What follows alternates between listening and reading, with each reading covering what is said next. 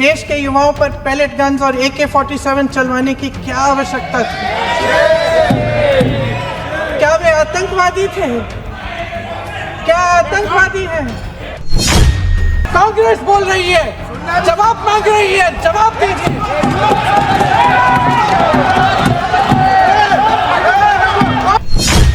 किसने ऑर्डर दिया? किसने ऑर्डर दिया पैलेट गन्स चलाने के लिए? किसने ऑर्डर दिया? आप जेन ज़ी का भरोसा वापस जीतना चाहते हैं तो नए नए एंगल से अपने फोन से नए नए वीडियो बनाने से नहीं होगा। प्रधानमंत्री जी को कैमरे का एंगल नहीं, दिल का एंगल बदलना पड़ेगा।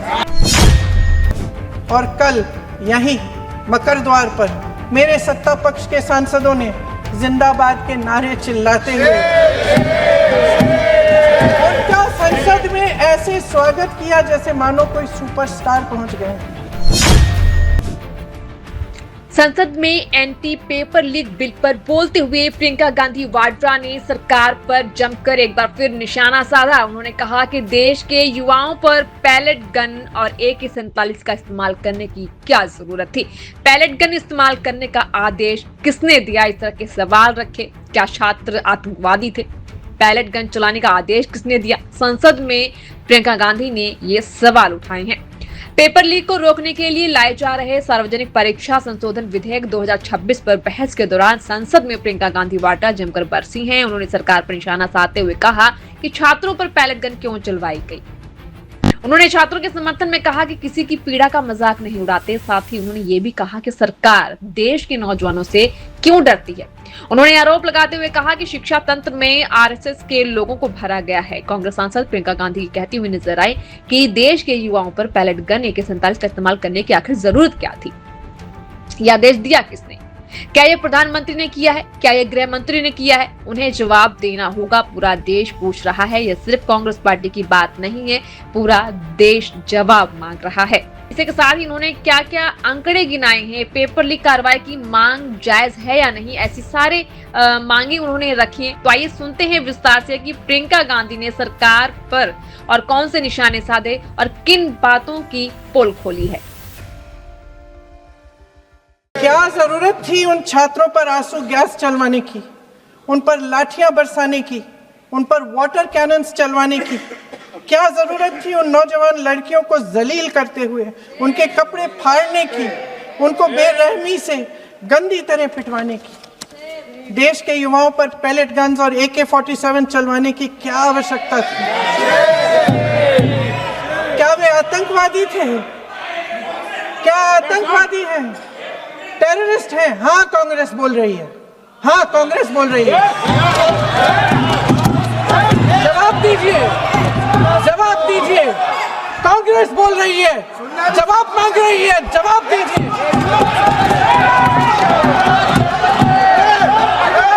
कौन जवाब देगा? कौन जवाब देगा? गृह मंत्री जी जवाब देंगे। किसने ऑर्डर दिया? किसने ऑर्डर दिया पैलेट गन्स चलाने के लिए? किसने ऑर्डर दिया? आपके माध्यम से मैं पूछती हूं अध्यक्ष महोदय, किसने ऑर्डर दिया? प्रधानमंत्री जी ने दिया? गृह मंत्री जी ने दिया? जवाब देंगे। पूरा देश पूछ रहा है, सिर्फ कांग्रेस पार्टी नहीं पूछ रही है, पूरा देश पूछ रहा है। अध्यक्ष महोदय, देश के माता पिता पूछ रहे हैं, छात्र पूछ रहे हैं, अध्यापक पूछ रहे हैं, पूरा देश आज ये पूछ रहा है। और आपकी जिम्मेदारी बनती है कि आप इस सवाल का जवाब दें, फिर उनकी नैया पार हो जाएगी। परसों शिक्षा मंत्री जी ने शर्मनाक परिस्थितियों में अपना इस्तीफा दिया और कल यहीं मकर द्वार पर मेरे सत्ता पक्ष के सांसदों ने जिंदाबाद के नारे चिल्लाते हुए उनका संसद में ऐसे स्वागत किया जैसे मानो कोई सुपरस्टार पहुंच गए हैं। विडंबना देखिए महोदय, जब भूतपूर्व शिक्षा मंत्री को मुकुट पहनाया जा रहा था, स्वागत हो रहा था उनका, तब महाराष्ट्र में एक परिवार पेपर लीक पीड़ित अपनी बेटी की आत्महत्या का शोक मना रहा था। आपकी सरकार ने देश के करोड़ों छात्रों को क्या संदेश दिया? आपको किस बात का गौरव है? किस बात का अभिमान है? ये कौन सा अहंकार है? जहां आंखों में शर्म होनी चाहिए वहां बेशर्मी और स्वागत के नगाड़े बजाए रह रहे हैं। एक तरफ मातम है, दुख है, यहाँ फूल माला डाल रहे हैं। कोई आप पर कैसे यकीन करे? प्रधानमंत्री महोदय जी ने नया शिक्षा मंत्री चुना, एक ऐसे व्यक्ति को इस पद पर आसीन किया। महोदय, हमारे एजुकेशन सिस्टम में कुछ समय से बहुत खामियां भर चुकी हैं। बच्चों पे जो प्रेशर डाला जाता है उसकी वजह से सैकड़ों बच्चों ने आत्महत्या कर डाली है। उससे भी ज्यादा बच्चे डिप्रेशन में डूब रहे हैं। परिवारों पर बच्चों को पढ़ाने लिखाने के लिए घूस, capitation fees, tuition fees, coaching fees आदि के घिनौने दबाव हैं। लोन लेने पड़ते हैं, सामान बेचना पड़ता है और उसके बावजूद कोई गारंटी नहीं कि उनके बच्चों के भविष्य मजबूत बन पाएंगे, क्योंकि बेरोजगारी चरम पे है। इस सरकार ने रोजगार पैदा करने वाले सभी सेक्टर्स को लगातार कमजोर किया। एग्जामिनेशन सिस्टम खुद फेल हो गया है। पिछले दशक में 152 पेपर लीक हुए, 750 करोड़ छात्र प्रभावित हुए, मगर एक भी दोषी, एक भी माफिया को सजा नहीं।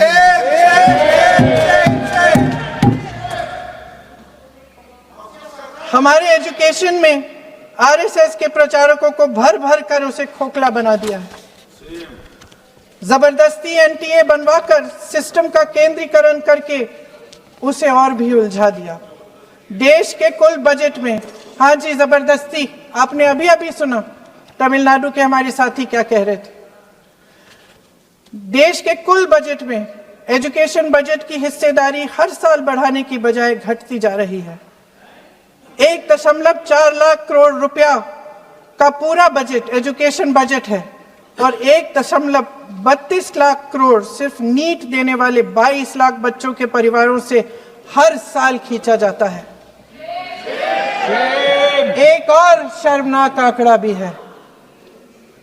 1.4 लाख करोड़ रुपया हमारा पूरा एजुकेशन बजट और 16 लाख करोड़ रुपए जो मौजूदा सरकार ने बड़े उद्योगपतियों के लोन माफ किए हैं। सोचिए